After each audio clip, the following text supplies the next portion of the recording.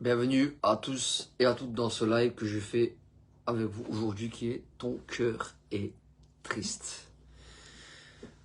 Dans la vie que nous vivons actuellement, il y a énormément de soucis, de problèmes qui réellement surviennent dans des moments inappropriés, des moments inattendus. Et nous pouvons réellement être dans la douleur lorsque cela se produit parce que nous avons peut-être tout prévu, tout planifié. Et notre vie, nous voulons forcément le meilleur. Nous attendons à ce que tout se passe d'une manière irréprochable. Nous avons planifié, nous avons prévu. Et nous avons entrepris des décisions aléatoires. Dans le temps, comme ça. Parce que nous avons trouvé que c'était simplement quelque chose de bien et qu'il ne fallait pas nécessairement avoir l'appui de Dieu pour le faire. Parce que on a choisi de vivre sans Dieu, on a choisi de vivre loin de Dieu dans notre vie, de ne pas avoir une relation personnelle avec lui dans la prière, de ne pas le connaître. C'est très récurrent. Et je le dis, c'est très récurrent de vivre une vie sans Dieu. Je le dis, c'est très récurrent de vivre une vie où on ne se soucie pas d'être avec Dieu. Et on prend des décisions aléatoires. Et quand ça nous tombe dessus, quand les choix deviennent des épreuves, c'est là que la tristesse s'introduit dans notre vie. C'est là que on voit des choses très compliquées. Et on commence à penser que peut-être il y a quelque chose de surnaturel qui pourrait venir à notre secours. Parce qu'on est dans l'impasse, il n'y a plus rien. Il n'y a plus rien pour s'appuyer sur quelque chose qui pourrait nous aider. Et on se dit, mais peut-être que s'il y a un Dieu, on a tous fait cette prière. S'il y a un Dieu, peut-être qu'il va intervenir, peut-être qu'il va parler pour moi. Le livre d'Ézéchiel, chapitre 21, le verset 11. Et toi, fils de l'homme, gémis, point d'exclamation. Et toi, fils de l'homme, gémis, les reins brisés et l'amertume dans l'âme. Gémis sous leur regard, point d'exclamation. Les reins brisés et l'amertume dans l'âme. Gémis sur leur regard. Et s'ils te disent, pourquoi gémis-tu? Point d'exclamation. Tu répondras, parce qu'il arrive une nouvelle. Alors, oui, comme je vous disais, on a des épreuves, on a des moments tortueux, des moments compliqués. On vient s'adresser à Dieu. Mais avant de s'adresser à Dieu, on s'adresse à nos proches, à nos familles, à nos amis, etc., etc., etc. Très souvent, c'est le réflexe qu'on a. Tous les cœurs s'alarmeront. Tous les mains deviendront faibles. Tous les esprits seront abattus. Et tous les genoux se fondront en nous. Ainsi est arrivé là, dit le Seigneur l'Éternel. Ézéchiel, chapitre 21, versets 11 à 12. Oui, c'est quelque chose qui est très fréquent dans notre société. Dès que on prend une décision qui est mal réfléchie, qui n'est pas conduite vers ce qui est bien, il nous arrive des problèmes et là, nous prenons mal la chose.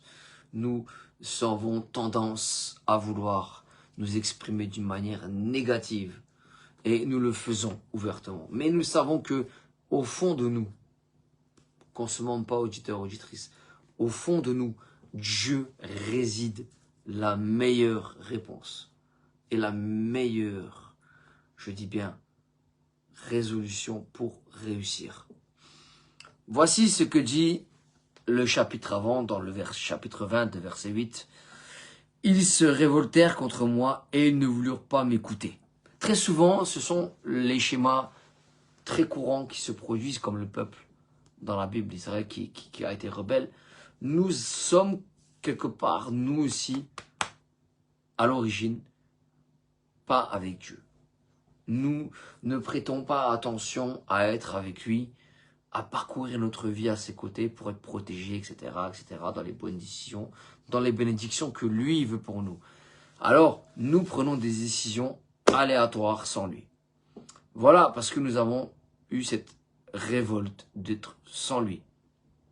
Et nous sommes indirectement, sans le savoir, contre lui. Et nous ne l'écoutons pas. Nous faisons notre vie simplement comme bon nous semble. Aucun ne rejettera les abominations qui attiraient les regards et ils n'abandonnèrent point les choses négatives, les idoles, etc. Donc, quand nous prenons une décision, nous devons prendre une bonne décision. Et la meilleure des décisions pour nous sortir d'une épreuve, de la sorcellerie, peu importe, des épreuves douloureuses, c'est de nous tourner vers Dieu. Auditeur, auditrice, peut-être tu ne t'es pas encore tourné vers Dieu, tu as entendu parler de lui simplement. Un jour, il y a un ami, un copain dans le quartier, ou une copine dans le quartier, ou ton voisin, ou ton ami, je sais pas, ou quelqu'un, une relation à toi. Il est venu te parler, il t'a dit oui, voilà, Dieu existe, etc. Tu devrais arrêter de te morfondre, tourne-toi plutôt vers lui. Toi, tu as rejeté ça. Tu n'as pas cru parce que pour toi, Dieu n'a jamais existé dans ta vie. Dieu n'a pas besoin d'agir directement. C'est là l'erreur que tu as commise, de vouloir faire révolte contre Dieu et de ne vouloir pas l'écouter malgré les bonnes choses qu'il a pour toi. Parce que Dieu est un Dieu d'amour. Dieu, c'est un père qui veut prendre soin de ses enfants. Donc, un père responsable, un créateur qui aime sa création. Contrairement à tout ce qu'on peut dire de faux dans les réseaux, peu importe, à la télé. Voilà.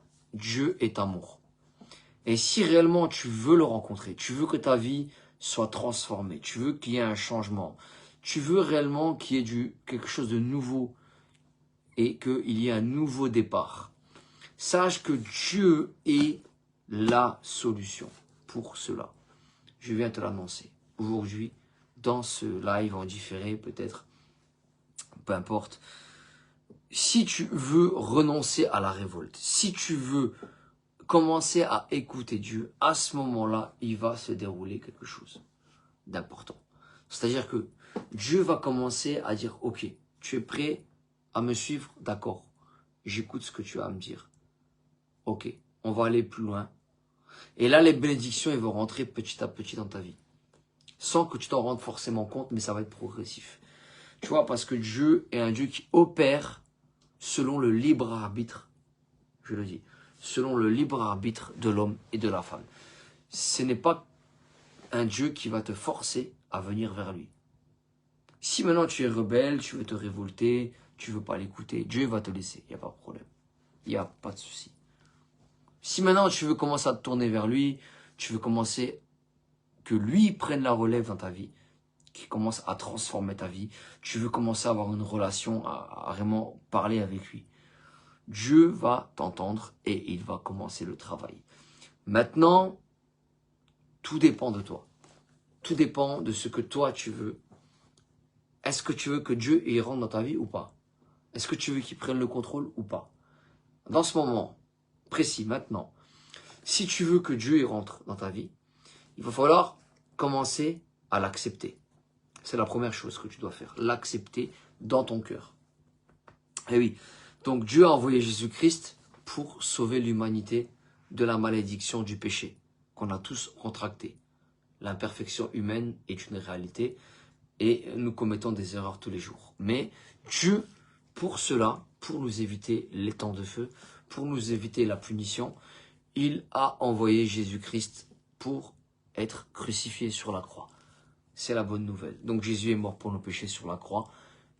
Par ce moyen de ce sacrifice qu'il a accompli sur la croix, de la crucifixion, par ce moyen-là, il a permis à l'humanité d'être pardonnée. Il a permis à l'humanité de briser la malédiction.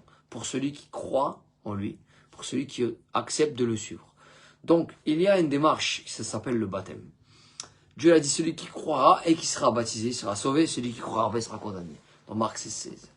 Dans la Bible, nous lisons qu'il faut un engagement de bonne conscience. C'est tout à fait normal. On s'engage, on prend conscience que, eh bien, il y a des choses qu'il faut changer, on demande pardon à Dieu. Et à ce moment-là, on n'est pas parfait, évidemment, on n'est pas parfait. Mais Dieu comprend nos attentes. Et puis, parce que tu veux réellement prendre position, Dieu va t'écouter et Dieu va commencer à transformer ta vie. Tous les cœurs s'alarment, tous les mains deviendront faibles, tous les esprits seront abattus, tous les genoux se fondront en eau devant le Seigneur. Là, on lit dans Ézéchiel chapitre 21, versets 11 à 12. Donc, gémis sous les regards. Et ils se disent, pourquoi gémis-tu? Répondit, parce qu'il arrive une nouvelle. Oui, il y a quelque chose de nouveau dans ta vie, tu ne sais pas pourquoi. Tu poses la question, pourquoi tout ça, ça m'arrive? Pourquoi je suis en train de traverser toutes ces épreuves? Tu es anéanti dans ta tête, tu n'en peux plus, tu te dis, mais c'est pas possible. Dieu veut te faire réagir. Dieu veut te faire réagir. Dieu veut que tu prennes conscience. Dieu veut qu'il y ait un déclic dans ta tête. Que tu te dises, ok, je ne suis pas parfait, je suis un pécheur, mais il y a un Dieu qui va me mettre là-haut, il va me sortir de cette épreuve. C'est quelque chose que Dieu veut pour toi. Dieu ne veut pas que tu sois anéanti dans une épreuve et que tu sois dans la douleur, dans la souffrance. Non, ce n'est pas ça que Dieu veut. Dieu veut que tu sortes de cette épreuve. Dieu veut que tu sois rétabli dans ta vie. Dieu veut une bénédiction réelle. Donc si tu es maintenant sincère avec Dieu, tu vas faire la démarche de le connaître et de venir et de t'approcher de lui. C'est quelque chose qui est entièrement gratuit. Je t'invite à le faire, à aller dans une communauté chrétienne, à demander le baptême, à t'engager avec Dieu. Parce que c'est tout ce qu'il y a de plus normal. Sauf que le monde dans lequel nous vivons aujourd'hui, malheureusement, c'est un monde qui ne vit pas avec Dieu. C'est un monde qui a laissé Dieu dans un placard, qui a laissé la Bible dans un placard. Et malheureusement, aujourd'hui, on en voit les conséquences. Beaucoup de souffrances, beaucoup de douleurs. Une vie sans Dieu ne mène pas avec Dieu, malheureusement à l'épanouissement. Donc, je t'invite vraiment à prendre cette décision et à considérer réellement ta vie face à Dieu. Voilà, je te remercie. Je te dis à bientôt pour un prochain partage. Salut tout le monde. Ciao, ciao.